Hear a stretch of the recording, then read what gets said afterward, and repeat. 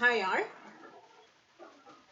our first chapter rational numbers continuation, and now we are going to study the properties of rational numbers.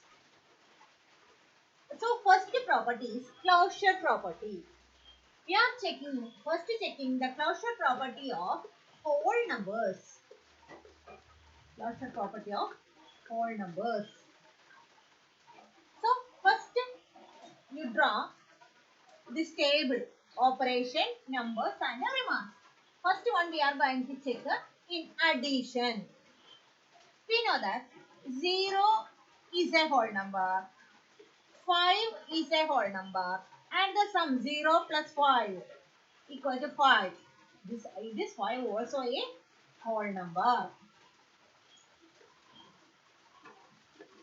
Then 3 is a whole number, 4 is a whole number, 3 plus 4 7 also a whole number.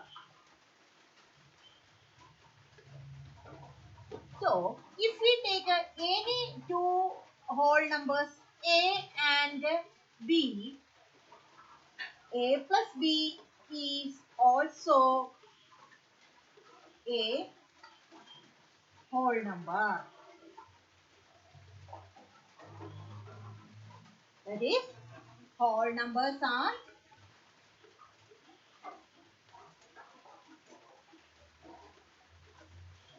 closed under addition. Once again, I will repeat. We are first checking the closure property of whole numbers. For that, first operation is addition.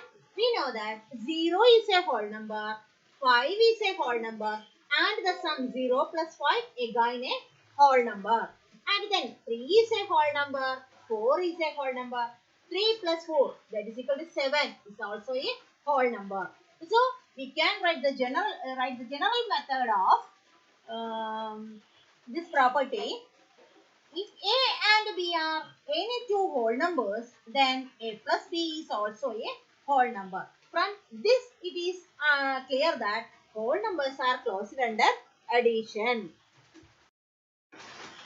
Next, subtraction. We know that 5 minus 2, that is equal to 3. Yes, we know that 5 minus 2 equal to 3. 5 is a whole number, 2 is a whole number, and 3 also a whole number. But what about 2 minus 5? 2 is a whole number, 5 is a whole number, but the answer is negative 3. This is not a whole number. Negative numbers are not included in the whole number. Not a whole number. So from this, what can we understand? Whole numbers are not closed under subtraction. Not closed. Whole numbers are not closed under subtraction. I will repeat. 5 is a whole number.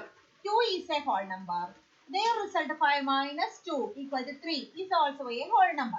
But 2 is a whole number, 5 is a whole number. But their difference is negative 3. Negative 3 is not a whole number.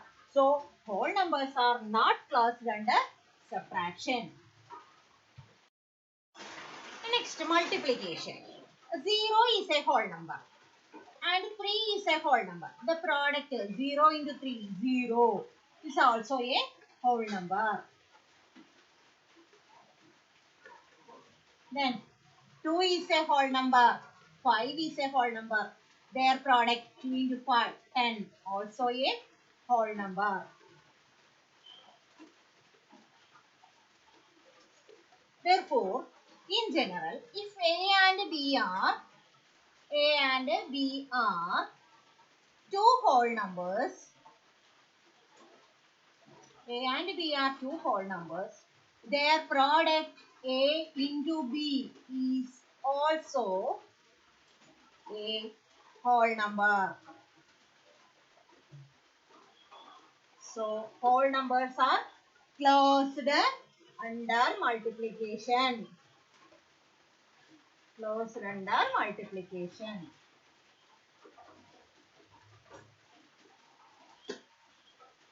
So once again I will repeat it.